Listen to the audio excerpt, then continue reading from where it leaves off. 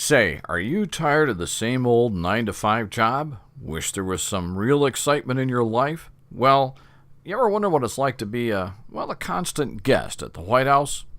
If so, congratulations. You probably have a whole lot more qualifications to become the next Missouri senator to replace Maria Chappelle Nadell because she's leaving politics soon.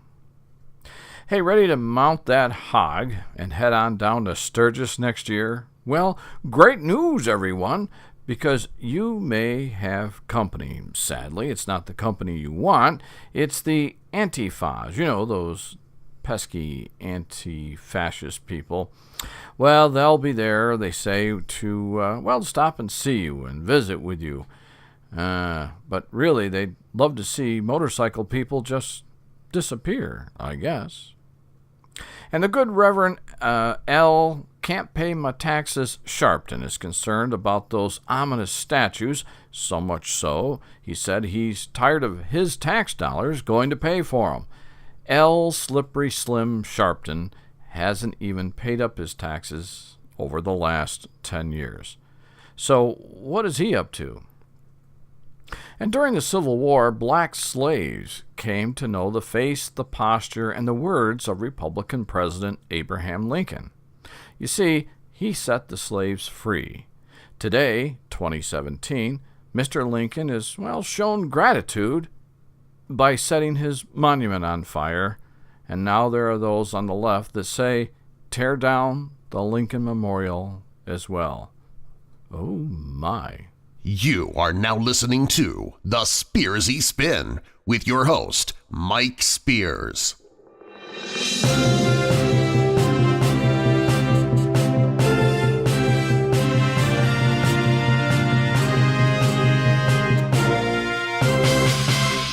Good evening, folks, and welcome to the Spearsy Spin. Well, if you're tired of Russia, then great news, everyone. Some of us have been hearing the voice of Rod Serling from the Twilight Zone in our minds recently with the following show opener. Imagine a man becoming president of the United States. Then from out of nowhere comes a group from a far left political ideology that will do or say anything to rid the White House of this recently elected president.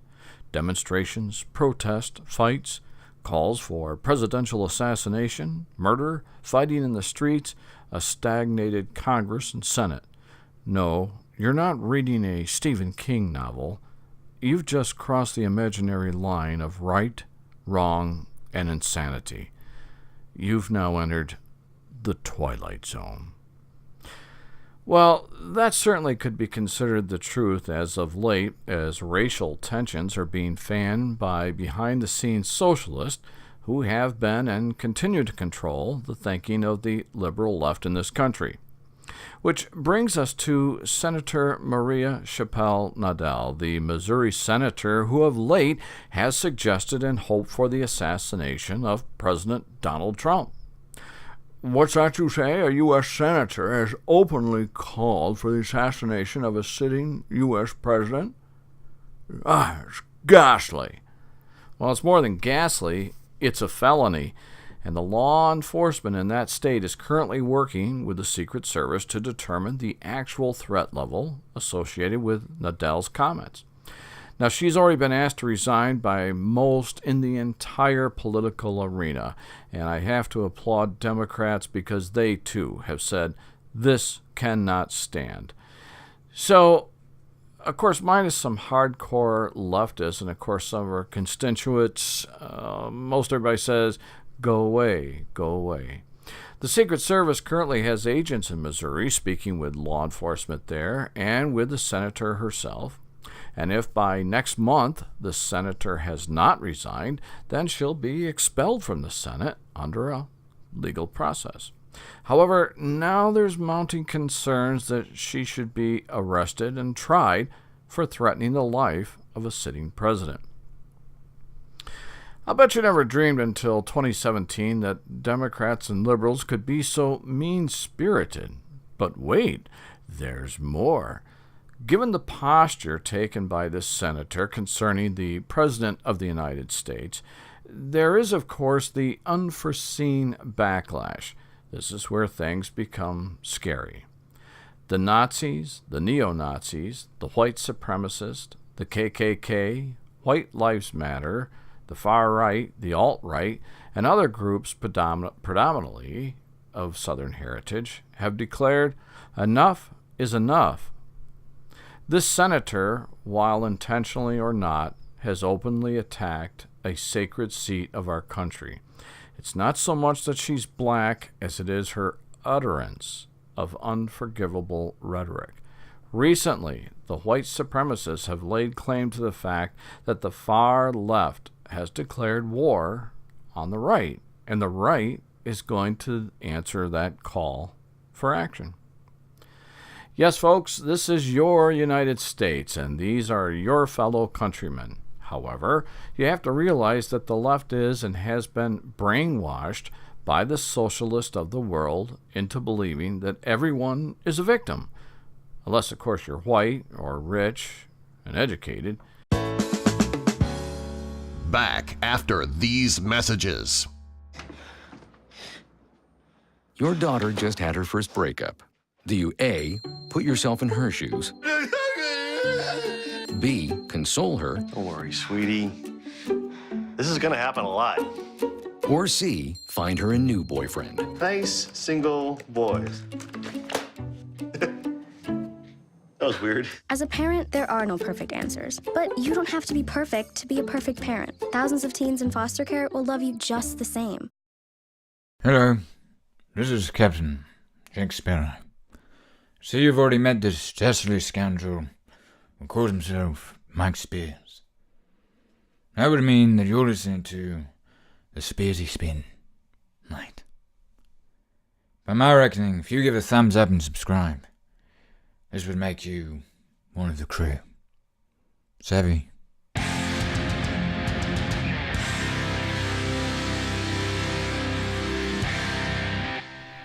That's what they say. Battle lines are drawn. Where it leads currently, well, that's anyone's guess. But moving along this evening, are you going to Sturgis next year? Well, Sturgis will be held from August 4th through August 12th, 2018. Now, for those of you who are not familiar with Sturgis, let me give you some info. Now, Sturgis is an American motorcycle rally. It's held every year in Sturgis, South Dakota. It lasts about 10 days, usually starting the first week of August. Now, how many folks attend each year? Well, believe it or not, it's about 750,000 bike enthusiasts, and this is not a new thing. Sturgis was started in August of 1938, and it's been growing ever since. Sturgis originally was a group of, Indian motorcycle riders, and these folks got together for fun, foo-for-rah, and for stunts and races. So why are they being premiered here on the Spearsy Spin? Well, because it seems as though those pesky anti-fascist folks that we've been talking about, well, it seems that they've been making whispers about appearing in Sturgis, South Dakota, to protest what they feel is another group of entitled capitalists making some type of statement as to their superiority by being in this expensive yearly event. Also, the anti-fascists say there are way too many U.S. flags and too many Confederate flags flying about. Now, I personally cannot understand the anti-fascists on this one, but I do know that a lot of the guys that go to Sturgis are the type of guys that just need a damn good leaving alone. I would hate to see what this looks like if the anti-fascists show up in Sturgis next year to protest the 10-day event there. Well, I've always said you can't fix stupid. We'll keep you posted on Sturgis as we move through the year and get closer to August 2018. Now it's time to turn our attention to the good Reverend L. Slippery Slim Sharpton, who recently ascended back into the media spotlight to denounce those hateful statues. Yes, Al agrees with the liberal left that these statues may be to blame for all that is wrong with the minorities in our country. Of course, this only became a real issue only a few months ago, but now even McDonald's has been told to take down the statue of Ronald McDonald, as Wendy's and the Jack in the Box restaurant chains claim they find that statue offensive. Well, lots of laughs. Next, we understand that the political sights will be fixed upon the most demeaning of all statues, that, of course, the Hamburglar and the Burger King. So they'll be looking for that. They'll probably be coming down. But the good Reverend Sharpton is concerned greatly about the Jefferson Memorial.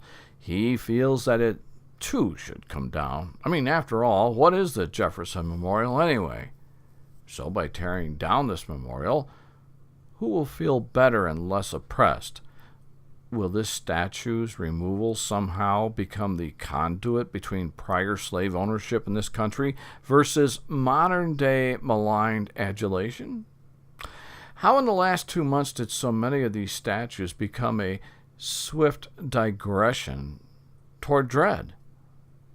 Many see these and those responsible for the removal of the statues as the executors of terror. However, those wanting the statues down believe that they will experience some type of a glorious emergence from beneath the tons of inequity that they have endured. But many still see the removed and stored statues as the empire of the slain. Again, battle lines, well, they've been drawn. The whole statue issue, I feel, is like sitting on a powder keg and giving off sparks. Wait, I heard that in a song. Oh well. Remember Republican President Abraham Lincoln? You know, that president that set the slaves free? Well, the Lincoln Memorial is now being eyed, along with George Washington's, as the next in line to, believe it or not, get put in chains and stuck in storage. Just recently, the Lincoln Monument in Chicago was set on fire, and Lincoln was the good guy. So, who are the people who are conducting these assaults against these seemingly innocent statues? Some people say they are the disenfranchised blacks. Some say they are anarchists who seemingly have a hidden agenda. Some say it's an exact culture of hate that has culminated and grown for the last 153 years in this country. And some say it's the millennials, that they're out of control with all sorts of conspiracy theories, and they feel they must become combative to exact their ideological demands. Well, this all seems like a great list of actionable theories, but the truth is, folks, none of these theories are true. The AIDS Drug Assistance Program is a bipartisan program designed to make sure that people in need living with HIV/AIDS in America can receive the drugs they must have to stay alive. But present economic problems have stretched this program beyond its ability to meet the rising need. So thousands of Americans languish on growing waiting lists, not knowing if tomorrow will bring help or sickness. And while they wait, they get sicker. They cost taxpayers billions in lost productivity and prolonged hospital stays, and some will die. Is that moral? Is that American? Does that make any sense?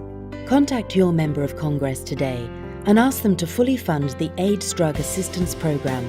Let's end the waiting lists. This time, it really is a matter of life or death. For more information, contact the ADAP Advocacy Association at info@adapadvocacyassociation.org. Tell your friends and neighbors about the Spearsy Spin. In fact, they are weak, even in the best discerning and contrived constructs. So, if all the above theories and opinions are wrong, well, what is really going on, and how can you demonstrate convincingly and debate your position here on the Spearsy Spin there, Michael? Well, As a student of history and a purveyor of facts, this is what I humbly submit for your consideration. The United States as a country is, by and large, still in its infancy. When compared to the other established countries in the world, we are still in training pants, if you will. The issue about this is the fact that we're kind of the new kid on the block, but we've grown at an astounding rate, actually. For instance, we're pretty much the youngest country currently, but we are the world's largest military might. We are a young country, and yet, well, we're almost current on, and in most cases, ahead of the technical developments of the world. We are still knee-high to a grasshopper in all things considered, but we have an extreme advance in the world of medicine. We're just a global toddler still, but we have a free and open society that attracts others from around the world. We even put a man on the moon, and we're the essential driving force in putting up the International Space Station. So, the United States is the greatest nation on Earth. Why all the problems that currently face us then? Well, the answer is exact yet long. The answer is defining but yet reserved. The answer is all-consuming yet not palatable to some. The answer can best be summed up with the following. Christopher Columbus discovered America, as you know, in 1492, and Columbus commanded 3 ships out of the Spanish port of Palos, on August 3rd, 1492. Now, he was en route to the west, hoping to reach Asia, the Indies. He was looking for gold, spice, and free Wi-Fi. Wait, what? No, that's not. Forget the Wi-Fi. He wasn't looking for that. Instead, he landed here in a land of opportunity. The rest, as they say, is history. Or is it? Because in 2017, there are those who want to change history. But why? Well, let's start with Christopher Columbus. There were many that were envious of Columbus. Many during the trip across the ocean despised Columbus. Sound familiar? But he kept it together and made headway every day. So, as we watch history unfold, we eventually see the Pilgrims, well, they're around 1620, show up in Plymouth County, Massachusetts, and of course they were known as America's hometown. Plymouth was a colony founded by passengers from the ship, the Mayflower. Now even then, although, there's not a lot of goods and services, there were those who had more and those who had less. However, there was no known ideologies at the time that decided who should get what and where and when. In fact, everyone worked to build their homes, stores, farms, and barns, their stables and stores. In short, they were all in a survive as a unit or die as a cultural state of mind. While our country grew, wars were fought, more people came, and the original inhabitants of the United States were cast aside, murdered, or placed on reservations. Is that perhaps the origin of the classes system? Well, from Sitting Bull to today, we have all shared in the quest and resolve of the haves and the have-nots. But at some time, as the world continued to grow and prosper, a telephone started ringing, and then a select group of ideologues discovered a way to make everybody equal. Yep, no more rich guy, poor guy. No siree. Why would it be unfathomable to see a person with wealth in a country where there was poverty? So we introduced the rule of communist socialism. Here in this one-class system, you had the government, and, well, that's about it.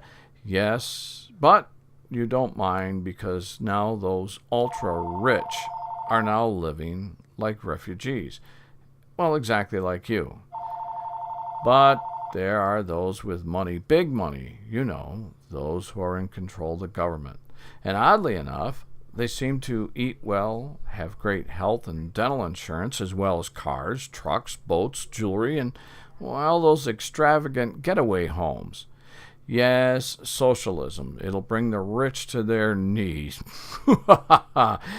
And for those that are not rich, well, socialism can become the power that you need to finally be equal with the Rockefellers, the Rothschilds, the Bushes, the Koch brothers, the Michael Jacksons, the Bill Gates, the George Clooney's, the Michael Moores, the Rupert Murdochs there, and you can add a whole bunch of names to this list yourself.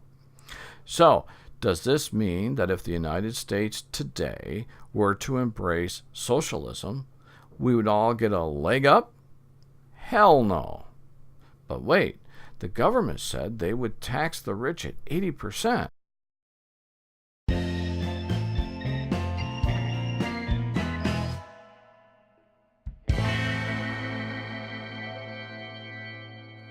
Hi, I'm Ben Utek. I played high school, college, and pro football, helping my team win the 2006 championship. That was an amazing day, but it can't compare to the joy I feel every day with my loving wife and 3 beautiful daughters. My football career ended after I suffered my 5th concussion. Did you know that over 1 million athletes suffer a concussion each year? That includes boys and girls, every age, every type and level of sport. It isn't always clear that a player has had a concussion, so parents, athletes, and coaches need to learn about concussion signs and symptoms. The American Academy of Neurology recommends athletes thought to have a concussion be immediately removed from play and not returned until assessed by a healthcare professional trained in concussion. This isn't just about sports. It's about your brain. When in doubt, sit it out. Learn more at aan.com/concussion. A message from the American Academy of Neurology. Subscribing to the Spearsy Spin is easy peasy lemon squeezy. Just click the subscribe button. Now, this money would go to help little people out there in the lower income brackets, right? Wrong. First, if the socialists were in charge of the U.S. government, and they did in fact tax the rich at 80%, the average person on the street would never see hardly anything from this money grab, as the powers that be would concoct a believable story of both deficit and government need for those same monies. So how would socialism have helped the average Joe? Well, those rich people would now know what it's like to struggle and live at, on, or below the poverty line. That's worth something, right? Wrong again. The rich would simply leave. They'd just leave the United States and be gone. Well, this has been a really great history lesson, but how does any of this work into modern-day America? Here's the deal. For years and years, the deep socialist countries that surrounded the United States have tried, without much success, to win Americans over to socialistic idealisms. Now, here's a bit of interesting history that may help guide you to our final thoughts in today's show. We'll use Russia as the guinea pig here, as they have tried and failed in communism as well as socialism. Comparing a free and open market to that of socialism can be choreographed, if you will, with the following doctrines of leadership in the USSR, starting with Alexander Kerensky, who in 1919 put together, believe it or not, a democratic government to try to hold Russia together. Sadly, his regime was toppled by a communist coup, and he was later executed. Next, Vladimir Lenin. Then, of course, we had Leon Trotsky, Joseph Stalin, Vyacheslav Molotov, Leonid Brezhnev, Yuri Andropov, Konstantin Chernenko, Mikhail Gorbachev, Boris Yeltsin, Yulia Tymoshenko, and of course currently Vladimir Putin. Now, these folks represent the tried and proven failures of socialism and communism. Although there has also been an attempt to bring a type of democracy to Russia, it is far from definitive or workable. So, now the connection from socialism to liberalism and proposed doctrine here in the U.S. Well, as you may remember, the socialists have forever been out and about here in the country. Just a few months ago, we ran a story right here on the Spearsy Spin about a group of Russian spies that were captured by the Federal Bureau of Investigation living in New York City. Now, when we ran that story, and I think out of 10 people I asked, only one even knew about it. So I guess catching spies living in our country isn't front page news. I don't know. So yes, Virginia, there is a socialist hiding here and there in the U.S. Now, the socialists have and will continue to work behind the lines of liberal agendas, providing them with a false hope of taking over the country, only to find that the socialists will then rule. The minorities will be reduced in number. The LGBTQIA will be dispensed with. No longer will protest be allowed, and your property could very well become the property of the new American Socialist Republic of America. Don't believe it? Check this out. Look at the different times that we have lived here in the United States and the times we've lived under here in the United States, starting with the assassination of President Kennedy. Follow up how everything that is contrary to the American way is now considered to be just disliked and regarded as those nasty, pesky statues. Well, we got to destroy them. We got to take them down. If you follow history, always follow the money. Hillary Clinton, believe it or not, was oppressed by both sides, her side and, of course, those on the Republican conservative side. And during her election bid, she really thought she was going to be president. Then she thought, I got to kowtow to all these people, but she thought probably she could compromise her position. Now, the problem being is that the socialist powers far outweigh the liberal powers that we see here in the United States. I suspect that if Hillary Clinton had won the presidency, she most likely would find herself in the same quandary as President Trump, only with different people attacking her. Now, the answers to everything here today, well, if you're an American with American beliefs, stay strong in those beliefs, and more importantly, lead by example and encourage others to do the same. That's our show for today. You know what we think, and now we want to know what you think. So please visit us at thespearsyspin.blogspot.com and let us know what you're thinking. Until next time, remember, there's only one world. We all got to live in it. So make somebody's day a little easier. Do something for someone else. We'll see you next time.